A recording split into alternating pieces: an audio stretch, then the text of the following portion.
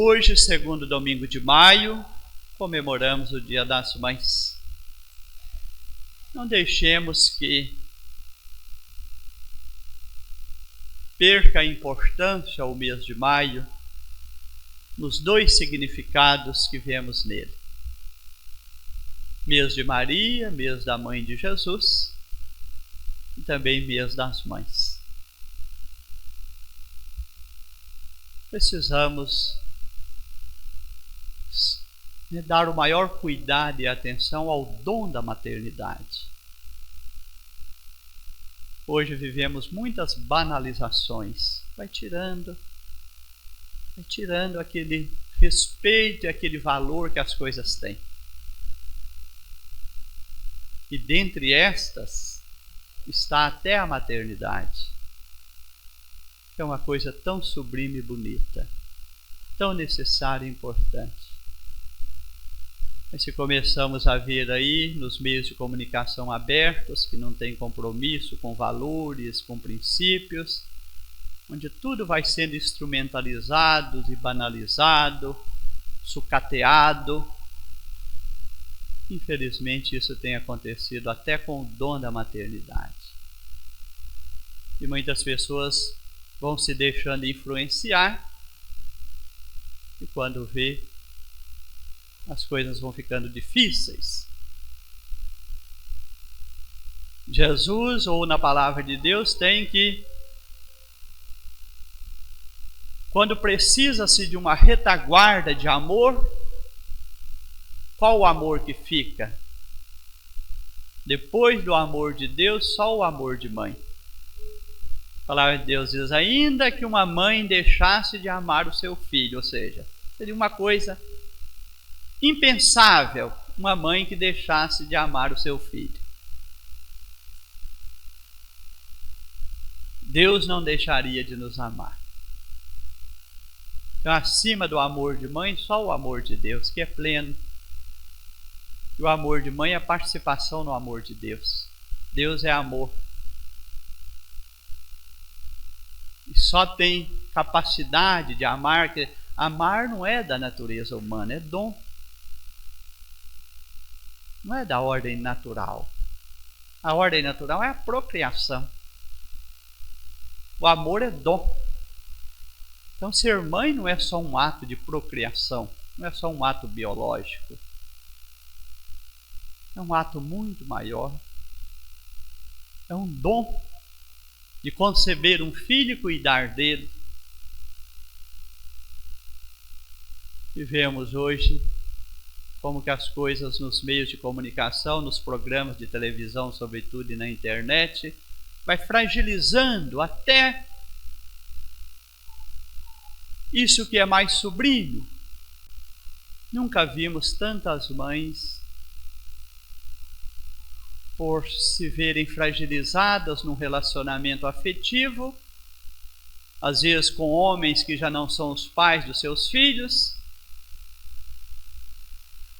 Quantos filhos têm sofrido, às vezes, perdido a vida, porque a mãe não se tornou mais a sua protetora primeira.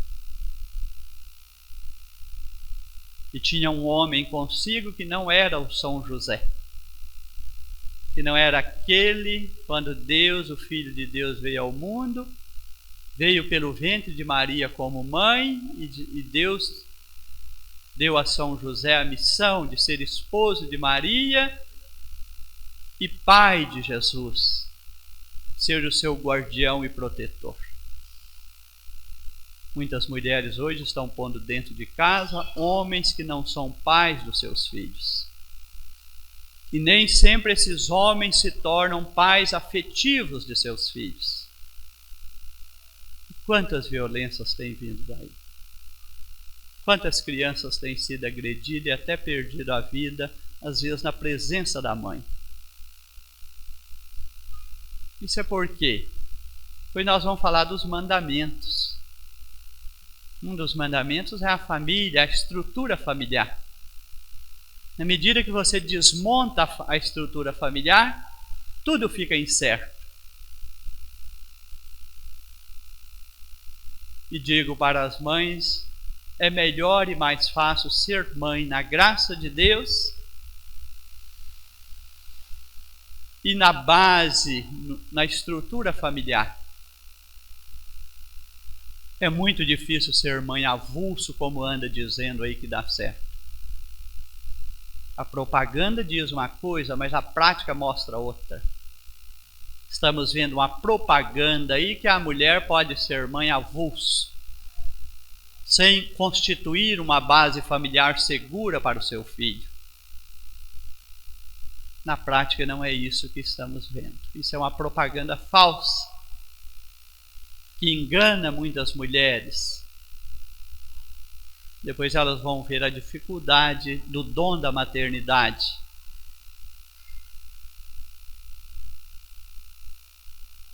Então hoje rezamos, abraçamos, cumprimentamos as mães. Pedimos muitas bênçãos de Deus nas vidas das mães. Deus encha de amor, de paz o coração de todas as mães. Que torna o coração das mães tão terno e amoroso como o coração de Maria. Com tanto amor e cuidado, cuidou do Filho de Deus. A palavra para esse domingo, pela primeira leitura que nos veio dos Atos dos Apóstolos, voltamos lá ao começo da igreja, a igreja primitiva. Um passo importante que é dado aqui através de Pedro. Pedro na igreja sempre significa o primado, o primeiro, o responsável, a quem Jesus confiou a sua igreja. Então, o primado de Pedro, quando se diz nos Atos dos Apóstolos, Pedro está dizendo da missão da igreja.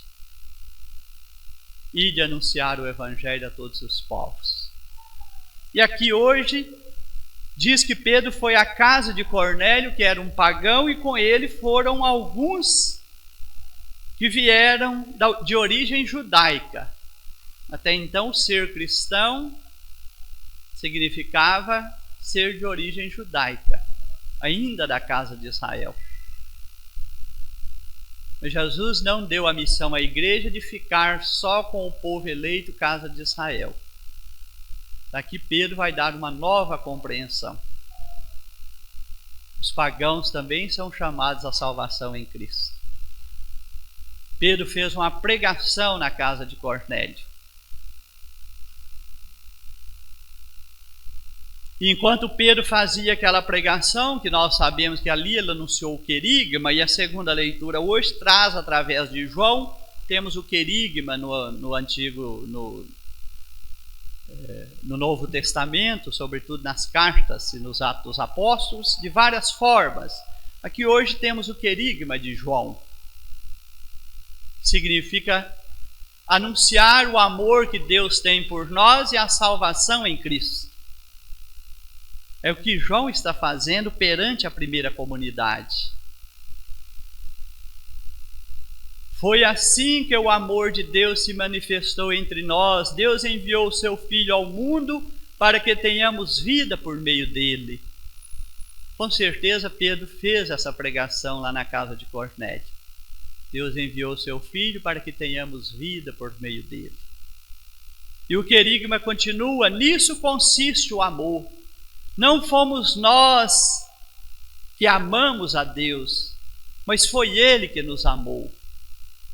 Certamente Pedro fez essa pregação na casa de Cornélio. Deus enviou o seu Filho, Deus nos ama primeiro, o Filho veio nos trazer vida, o Filho nos trouxe a salvação. E porque Deus verdadeiramente nos ama, Ele enviou o seu Filho como vítima de reparação dos nossos pecados. Enquanto Pedro fazia essa pregação, ali os pagãos que estavam na casa de Cornélio se alegraram ao ouvir a pregação. O que aconteceu? O Espírito Santo veio sobre todos. E a pregação alegra, faz desejar o dom de Deus e a salvação em Cristo, e quando esse desejo nasce pela pregação, é hora de dar o sacramento, dar a graça salvífica. Tendo ao que viu que o Espírito Santo veio para todos, como que o texto vai terminar? Podemos, por acaso, negar a água do batismo a estas pessoas que receberam como nós o Espírito Santo? Então o Espírito Santo agora não é reservado só à casa de Israel, não só aos cristãos de origem judaica, mas também aos pagãos. Se a pregação, o querigma, o anúncio da salvação chegou até nós, é porque a igreja deu lá no começo esses passos. E de anunciar o evangelho a todos. E Pedro vai deixar claro que Deus não faz acepção, Deus não escolhe a quem será salvo, Ele chama todos à salvação em Cristo. Pedro tomou a palavra e disse, lá na casa de Cornélio entre pagãos: de fato estou compreendendo que Deus não faz distinção entre pessoas. Pelo contrário, Ele aceita quem o teme e pratica a justiça, quem tem uma fé verdadeira, quem o teme, tem confiança. E pratica a justiça, que quer viver o evangelho. Ele aceita todos esses. Qualquer que seja a nação a que pertença, agora não é só a casa de Israel. Não importa mais o país, a cultura, a nação, a salvação é para todos. E esta porta a partir daqui vai se abrindo aos pagãos. Depois nós vamos ver Paulo na missão. Paulo entre os gentios. O grande missionário, o ardoroso pregador da fé. É bom revisitar, porque senão nós não entendemos por que a igreja está aqui hoje. Por que somos esta igreja hoje? Por que fomos inseridos no corpo místico de Cristo?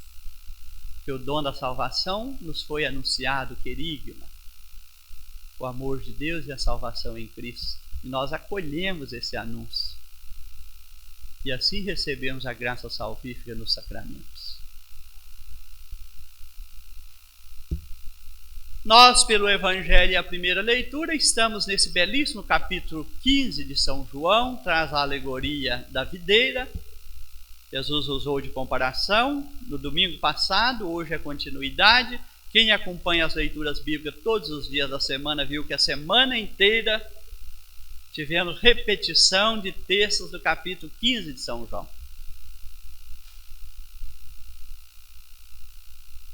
Jesus usou essa comparação. Para ser meu discípulo, precisa estar unido a mim como um ramo à videira. Se afastarem de mim, secarão como ramo e não darão frutos. O chamado é dar frutos, permanecer nele e dar frutos. Hoje, a leitura está falando do fruto.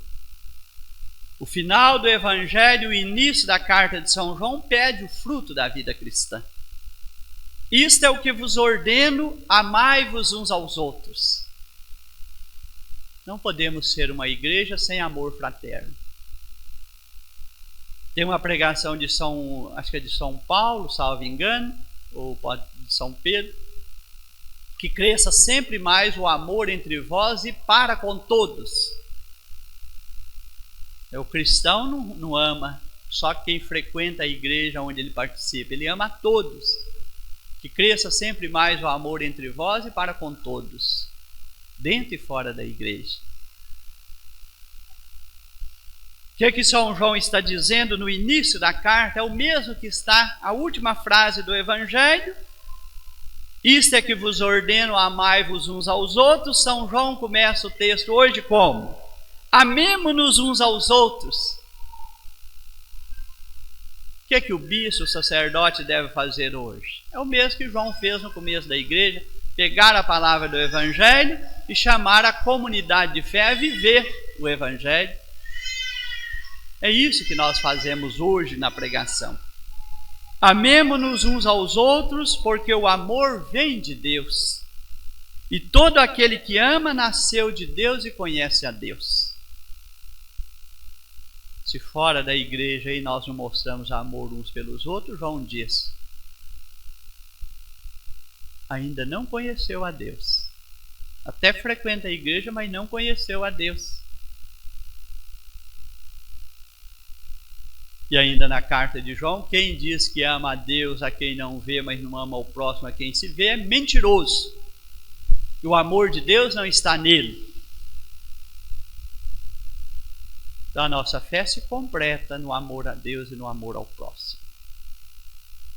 Quem não ama não chegou a conhecer a Deus, porque Deus é amor. Conhecer aqui é ter intimidade. Na palavra bíblica, né, no texto bíblico, conhecer é sempre ter intimidade. Quem não ama não chegou a conhecer a Deus, porque Deus é amor. Quem não ama não tem intimidade com Deus. Porque se tivesse intimidade com Deus, transmitiria amor aos outros. Porque quando temos intimidade com Deus, Deus nos fecunda com seu amor. É a videira e os ramos. Jesus unido ao Pai, nós unidos a Jesus. E o amor de Deus nos envolve nessas relações.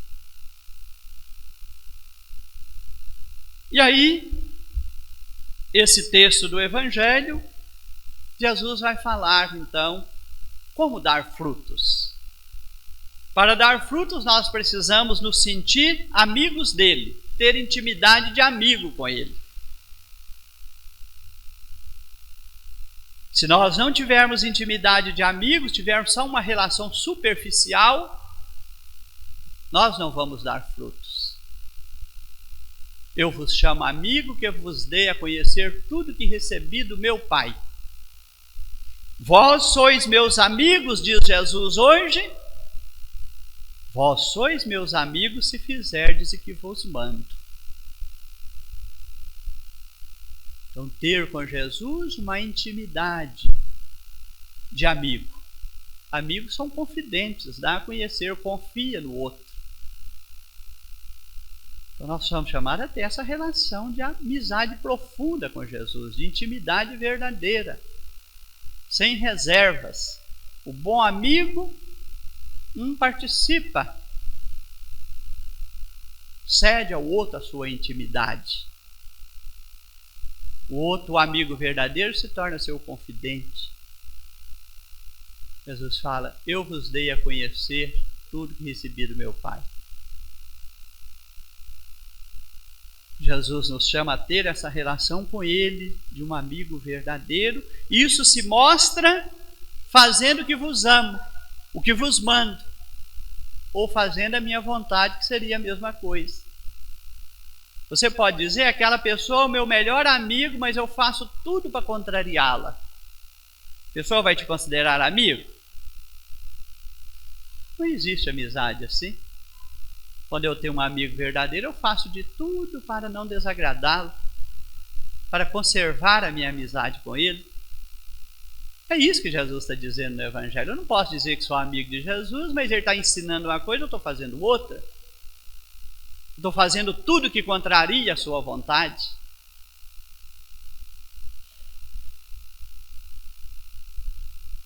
Vós sois meus amigos se fizerdes o que vos mando. E Jesus agora nos chama a estar unido a ele nessa relação de amizade, guardando os seus mandamentos, que é a vontade dele, para dar frutos. Se guardardes os meus mandamentos, permanecereis no meu amor, assim como eu guardei os mandamentos do meu Pai e permaneço no seu amor.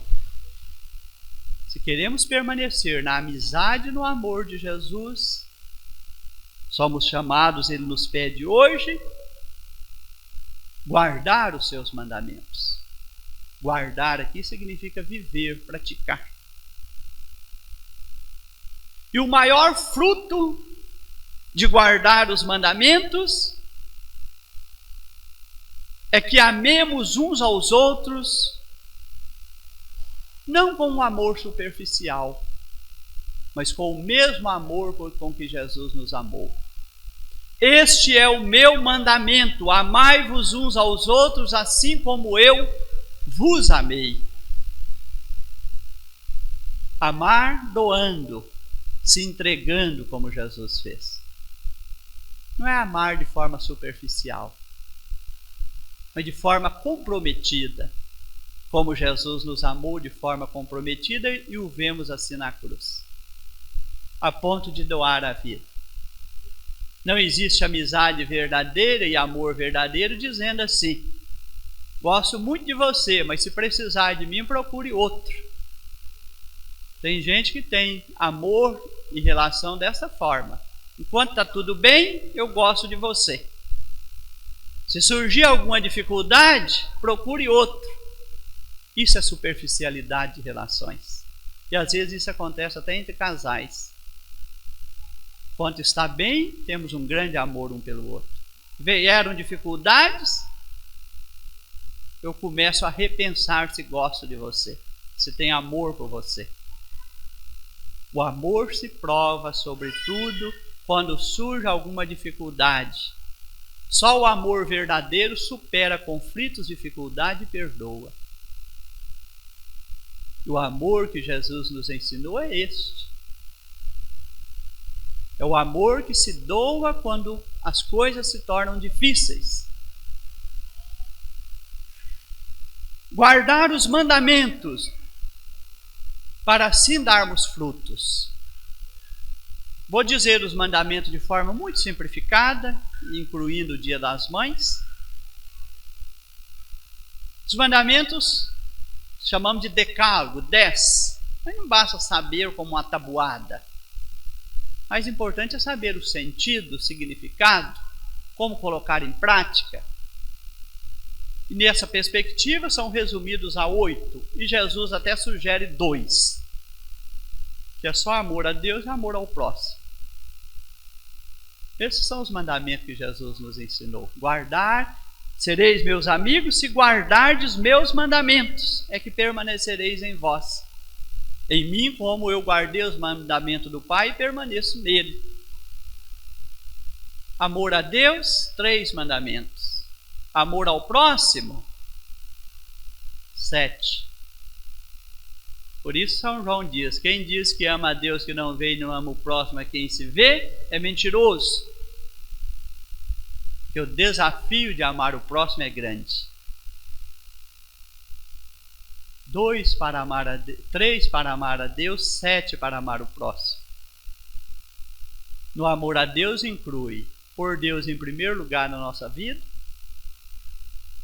amar a Deus sobre todas as coisas, respeitar o nome de Deus, não ficar usando o nome de Deus aí para abençoar as coisas erradas que nós fazemos.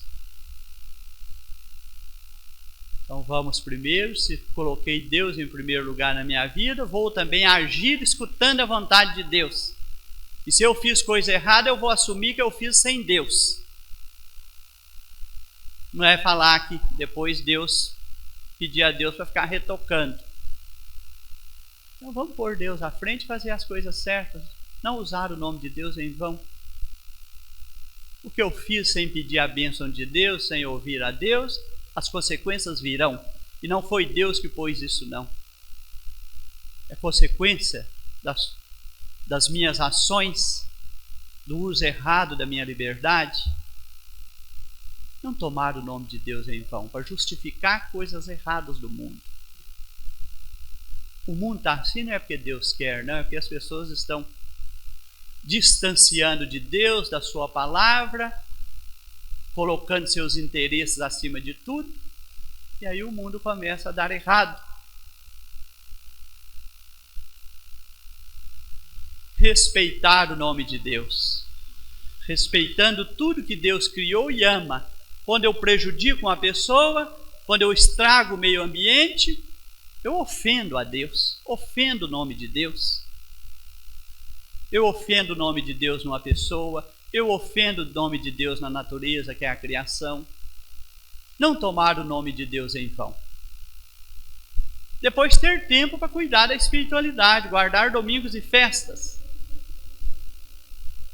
Ter tempo para cuidar da espiritualidade, para se aproximar mais de Deus. Então isso é o amor a Deus. Deus em primeiro lugar, respeitar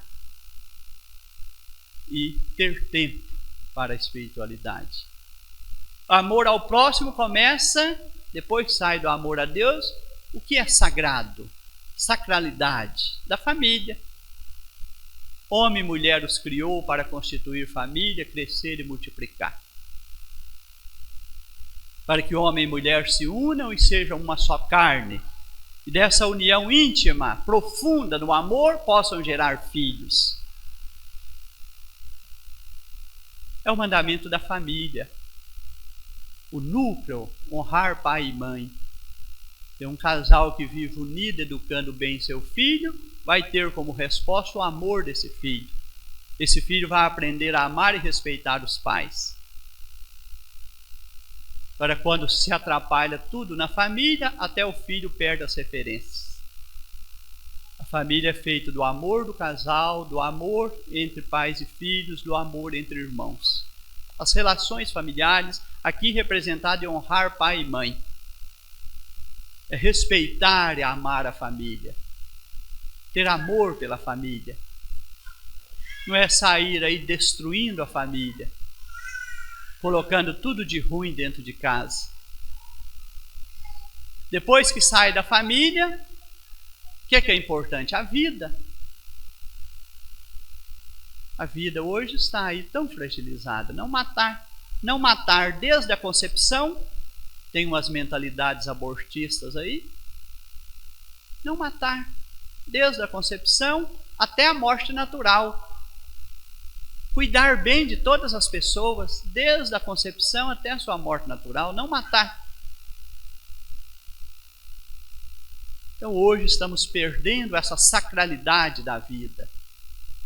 Às vezes a gente vai vendo tanta violência, tanta gente morrendo aí de forma grave, que a gente vai perdendo esse sentido do valor da vida. A vida é sagrada, desde a concepção até a sua morte natural. Não é só a vida sadia, não, todas. Quantas pessoas nos perguntam hoje, falam sentença de morte no útero materno. Faz um exame sofisticado, se fizesse o exame sofisticado só para ver se desde a concepção a criança já possa receber alguns cuidados, se ela vai ter alguma sequela logo ao nascer, mas muitas vezes o diagnóstico significa é melhor tirar do seu ventre, porque ela não é perfeita. Isso já é um crime. Hoje muita gente faz exame sofisticado para ver o embrião, o feto que está no seu ventre, e muitos profissionais da área vai dizer, é imperfeito, você quer que tira? Como se pudesse nascer só filhos perfeitos. Isso agride a maternidade, agride a natureza. Todos têm direito de nascer, ainda que não sejam perfeitos. Vos disse isso para que a minha alegria esteja em vós e a vossa alegria plena. Alguém fica alegre quando destrói a família? Alguém fica alegre quando mata alguém? Pergunta uma mulher que praticou aborto, fazem propaganda aí que aborto é uma coisa que vai trazer uma solução para a mulher. Quem pratica aborto vai perder para sempre a sua alegria verdadeira. Vos disse isso para que a minha alegria esteja em vós e a vossa alegria seja plena. Não existe alegria plena matando alguém, ainda que seja um embrião ou um feto no seu ventre. A vida é sagrada desde a concepção até o fim natural. Cuidar de todos com amor.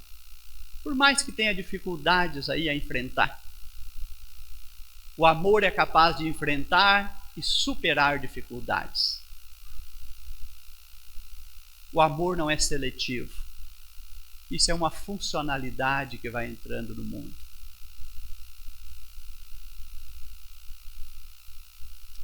Depois, relacionado à família e à vida, está o corpo e a sexualidade. Não pecar contra a castidade.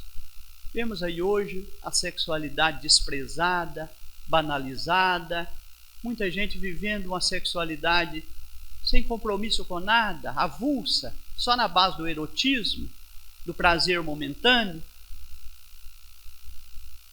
Pergunta a pessoa que está vivendo essa sexualidade aí superficial se ela está feliz, se ela tem alegria plena. Ela está sendo instrumentalizada no seu corpo. Seu corpo virou objeto de prazer e erotismo. O sexo não é para isso. O sexo é sagrado. É para uma intimidade profunda entre um homem e uma mulher. Não é só um instinto. Que o sexo leva a pessoa a uma comunhão, união de corpo e de vida. Não é só um ato físico de momento. Ninguém entra e sai do corpo do outro como se ele não tivesse sentimento. Pergunta quem está levando essa vida aí desordenada na sexualidade se está feliz, se tem alegria plena. Está sendo produto de mercado. Deus, a família, a vida, o corpo. Os bens materiais, não furtar. A ambição do dinheiro, das coisas materiais, não cobiçar as coisas alheias.